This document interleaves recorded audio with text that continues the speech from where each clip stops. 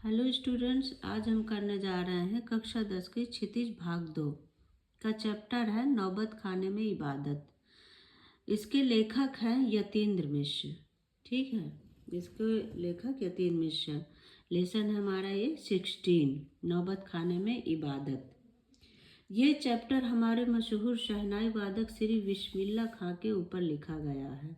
ठीक है, किसने लिखा है? यतीन्द्र मिश्र जी ने।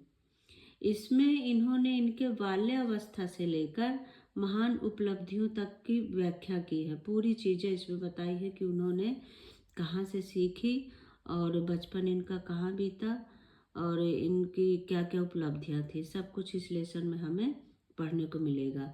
साथ ही वाद्य यंत्रों का मतलब है जिन यंत्रों को बजाया जाता है, ठीक है, उनके बारे में भी हमें बताया है। ठीक है, तो अब हम चैप्टर पढ़ना शुरू करते हैं। हमारा चैप्टर शुरू होता है अमरुद्दीन उर्फ बिस्मिल्लाह खां। अमरुद्दीन कौन है? बिस्मिल्लाह खां का पहले का नाम। जब से उन्होंने शहनाई बजाना शुरू किया तो उनका नाम पड़ गया था बिस्मिल्लाह खां। का जन्म बिहार में डुमरांव के एक संगीत प्रेमी परिवार में हुआ। इनका जन्म बिहार में हुआ था, गांव है डुमरांव। ठीक है, आजकल जो कोई भी ये शहनाई वगैरह में थोड़ी रुचि रखते होंगे तो आज इनका हर कोई नाम जानता है बिस्मिल्लाह का। और इनकी शहनाई कभी आप लोग सुनेंगे तो बहुत मतलब शांति मिलती है। इनके बड़े भाई का नाम था शमसुद्दीन, जो उम्र में इनसे 3 वर्ष बड़े थे। इनके परदादा उस्ताद सलार हुसैन खां, ठीक है, डुमराव के निवासी थे। इनके जो परदादा थे उनका क्या नाम था? उस्ताद सलार हुसैन खां, वो भी डुमराव के निवासी थे। इनके पिता का नाम पैगंबर बख्श था। इनके पिता का क्या नाम था? पैगंबर बख्श। और माँ का नाम था मिट्टन थी। ठीक है, मिट्टन थी। 5-6 वर्ष होने पर वे डुमराव छोड़कर अपने ननिहाल काशी आ गए। जब वो 5-6 वर्ष के थे तब वो अपने नाना नानी के यहाँ काशी आ गए। वहाँ उनके मामा सादिक हुसैन और अली बख्श तथा नाना रहते थे, जो कि जाने माने शहनाई वादक थे। क्या इनके 2 मामा थे, दोनों के क्या नाम थे? सादिक हुसैन और अली बख्श। और इनके नाना रहते थे जो कि जाने माने शहनाई वादक थे, वो मशहूर शहनाई वादक थे। वे लोग बालाजी के मंदिर की ड्योढ़ी पर शहनाई बजाकर अपनी दिनचर्या का आरंभ करते थे। ठीक है, क्या था कि इनके जो मामा और नाना थे वे बालाजी के मंदिर में शहनाई बजाते थे। उनकी दिन की शुरुआत वहीं से होती थी। वे विभिन्न रियासतों के दरबार में बजाने के काम करते थे। वो क्या था कि वो जो रिहायशी लोग थे, जो राजा महाराजा इस तरह से लोग थे, उनके यहाँ भी ये बजाने का काम करते थे शहनाई। ननिहाल में 14 साल की उम्र में ही बिस्मिल्लाह खां ने बालाजी के मंदिर में रियाज करना शुरू कर दिया था। क्या था? जब ये 14 साल की, ये याद रखना आप लोग, 14 साल की उम्र में, ठीक है, इन्होंने कहाँ से शुरू किया था? बालाजी के मंदिर से। उन्होंने वहां जाने का ऐसा रास्ता चुना था जहां उन्हें रसूलन और बतूलन बाई की गीत सुनाई देती थी। मतलब होता है ना कि जाने का कोई मान लो शॉर्टकट रास्ता होता है, तो उन्होंने ऐसा रास्ता चुना था जहां जाते हुए उन्हें रसूलन और बतूलन बाई के गीत सुनाई देते थे और वही उसी धुन में वे बालाजी के मंदिर पहुंचते थे और खुशी खुशी उनको शांति उन चीज़ों से मिलती थी। अपने साक्षात्कारों में भी इन्होंने स्वीकार किया है कि बचपन में इन लोगों ने इनका संगीत के प्रति प्रेम पैदा करने में भूमिका निभाई। क्या है कि जो इनके कई इंटरव्यू हुए हैं उसमें भी इन्होंने बार बार यही बताया है कि जो हमारा संगीत के प्रति प्रेम जागा है वो इन्हीं लोगों के प्रति था, इन्हीं लोगों की वजह से था। कौन कौन? रसूलन और बतूलन और इनके नाना जी और मामा लोगों की वजह से इसमें इन्होंने इनकी रुचि पैदा की। ठीक है, भले ही वैदिक इतिहास में शहनाई का जिक्र न मिलता हो, परंतु मंगल कार्यों में इसका उपयोग प्रतिष्ठित करता है, अर्थात ये मंगल ध्वनि का संपूरक है। भले ही वैदिक इतिहास में इसका जिक्र न मिलता हो, लेकिन जो मंगल कार्य होते हैं उनमें शहनाई जरूर बजाई जाती है और इसी से वह मंगल ध्वनि पूरी होती है।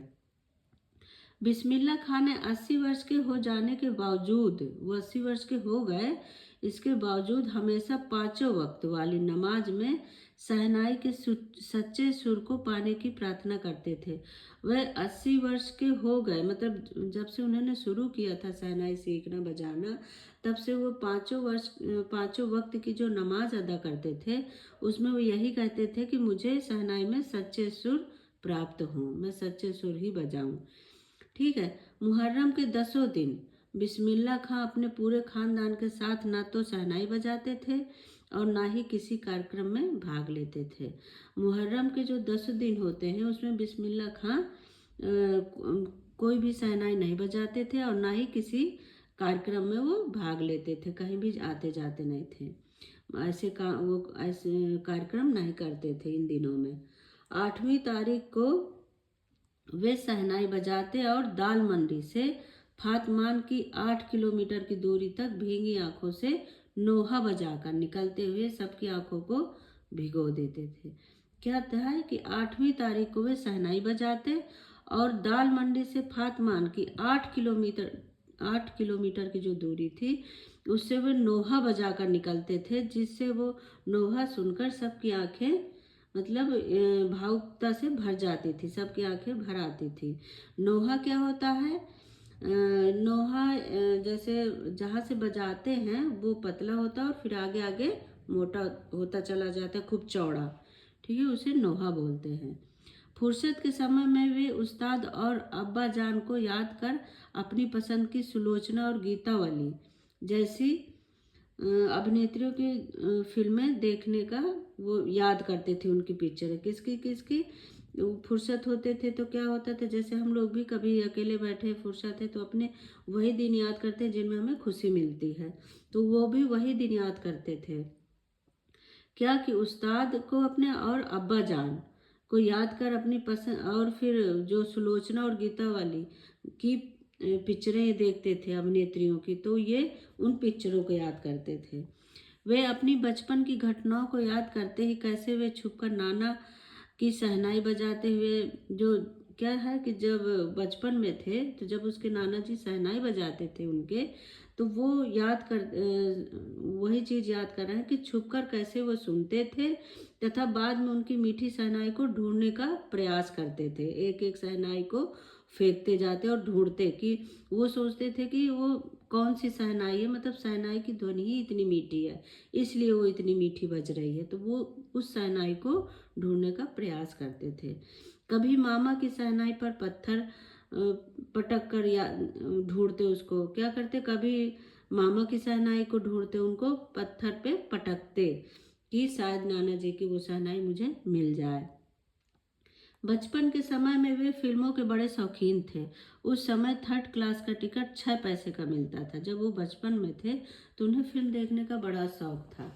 क्या था कि उस समय टिकट जो है 6 पैसे की मिलती थी। अब पैसा नहीं होता था उनके पास, तो क्या करते थे, जिसे पूरा करने के लिए वो 2 पैसे मामा से लेते और 2 पैसे मौसी से और 2 पैसे नाना जी से अपने लेते। फिर बाद में वे घंटों लाइन में लगकर टिकट खरीदते। बाद में वे अपनी पसंदीदा अभिनेत्री सुलोचना की फिल्मों को देखने के लिए वे क्या करते कि 2 पैसे मामा से, 2 पैसे मौसी से और 2 पैसे नाना जी से लेकर घंटों लाइन में लगकर टिकट खरीदते, फिर पिक्चर देखते। फिर बाद में क्या करने लगे, किसकी पिक्चर देखते, सुलोचना की। ठीक है, बाद में क्या करने लगे वो कि बालाजी के मंदिर पर शहनाई बजाते और जो बजाने के बाद उन्हें पैसे मिलते, कमाई करते, उससे वो जाकर अपना फिर सुलोचना की पिक्चरों को देखते। ठीक है, वे सुलोचना की कोई फिल्म नहीं छोड़ते थे तथा कुलसुम की देसी घी वाली दुकान पर कचौड़ी खाना नहीं भूलते थे। ये उन्होंने कई बार बताया है कि जो कुलसुम की, भाई वहीं पे पिक्चर देखते सुलोचना की, और जब बाहर निकलते तो वहीं बाहर दुकान थी कुलसुम की, वो देसी घी की कचौड़ी बनाता था, वो उन्हें बहुत पसंद थी, तो वे उसको खाना कभी नहीं भूलते थे। काशी के संगीत आयोजन में वे अवश्य भाग लेते थे। काशी में जब भी कोई आयोजन होता था संगीत का तो उसमें वे जरूर सम्मिलित होते थे। यह आयोजन कई वर्षों से संकट मोचन मंदिर में हनुमान जयंती के अवसर पर हो रहा था।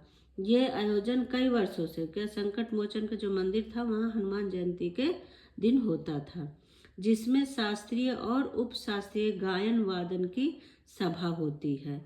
क्या था, क्या होता था उस टाइम पे कि शास्त्रीय और उप शास्त्रीय गायन वादन, तरह तरह के गायन वादन, ये सब सभाएं वहाँ होती थी। बिस्मिल्लाह खां जब काशी के बाहर भी रहते तब भी वो विश्वनाथ और बालाजी मंदिर की तरफ मुंह करके बैठते। क्या है, जब वो बाहर भी कहीं जाते थे बांसुरी बजाने, तो वे क्या करते कि बिस्मिल्लाह खां विश्वनाथ मंदिर की तरफ और बालाजी के मंदिर की तरफ करके ही वे बैठते थे, उधर ही मुंह करके वो अपनी शहनाई बजाते थे और अपनी शहनाई भी उस तरफ घुमा देते थे जिधर की विश्वनाथ मंदिर है, और विश्वनाथ मतलब शंकर जी का मंदिर और बालाजी का मंदिर। ठीक है, काशी और शहनाई गंगा, ये उनके जीवन थे। उनके जीवन में 3 चीज़ों का बहुत महत्व था, गंगा का, काशी का और शहनाई का। ठीक है, काशी का स्थान सदा से ही विशिष्ट रहा। यह संस्कृत की पाठशाला है। बिस्मिल्लाह खां के शहनाई के धुनों की दुनिया दीवानी हो जाती थी। आज भी यही नहीं, देश विदेशों में भी उनके बिस्मिल्लाह खां के शहनाई के धुनों के लिए विदेशी भी दीवाने हैं, उनके सुनना बहुत पसंद करते हैं। कभी सुनना आप लोग भी इस धुन को।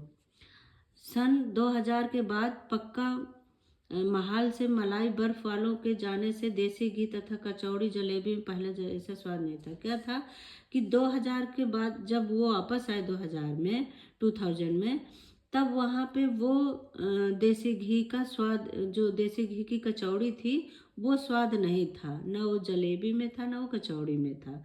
मलाई बर्फ वालों में उस कचौड़ी का स्वाद नहीं था पहले जैसा, तो इसकी कमी उन्हें हर बार खलती थी। वे नए गायकों और वादकों में घटती आस्था और रियाजों का महत्व के प्रति चिंतित थे। जो आजकल के लोग अब आ रहे थे गायक और वादक, उनके प्रति उनको चिंता थी, क्योंकि ना ही तो वो इतने रियाज करते और ना ही इतनी अहमियत देते थे, तो इस चीज़ से वो चिंतित रहते थे। बिस्मिल्लाह खां हमेशा से 2 कौमों की एकता और भाईचारे के साथ रहने की प्रेरणा देते रहे हैं। क्या था, बिस्मिल्लाह खां 2 कौमों की, मतलब वो देखिए मुसलमान होते हुए भी उन्होंने विश्वनाथ मंदिर और संकट मोचन मंदिर में शहनाई बजाना शुरू किया और हमेशा उसी तरफ मुंह करके वो बजाते रहे। तो मतलब उन्होंने कोई भेदभाव नहीं किया, वो 2 कौमों को एक ही करना चाहते थे, वो एकता में ही विश्वास रखते थे। 90 वर्ष की आयु में 21 अगस्त 2006 को उन्होंने दुनिया से विदा ले ली।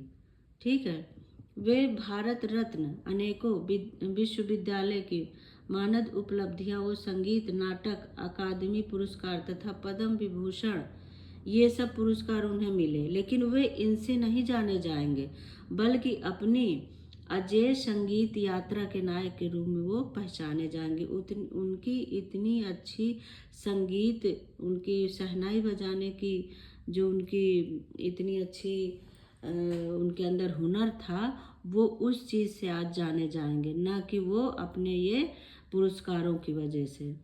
तो इस पाठ से हम लोगों को बहुत अच्छी सीख मिलती है कि जिस चीज़ के लिए हम अपना एक बिल्कुल उसी में लगन लगा लें तो वो चीज़ हमें मिलती ज़रूर है। तो ये कक्षा 10 के बच्चों के लिए बहुत अच्छा लेसन साबित हो सकता है। उनके पेपर आने वाले हैं, तो आप लोग लगन से तैयारी करें और बार बार इसको रिपीट करें, तो बड़े अच्छे से आप लोगों की तैयारी हो जाएगी। थैंक यू बच्चों, आप लोग देखते रहें। कहीं कोई दिक्कत आए कमेंट करके ज़रूर पूछें और अपने दोस्तों को भी भेजें, लाइक शेयर करते रहें। थैंक यू बच्चों, बाय बाय।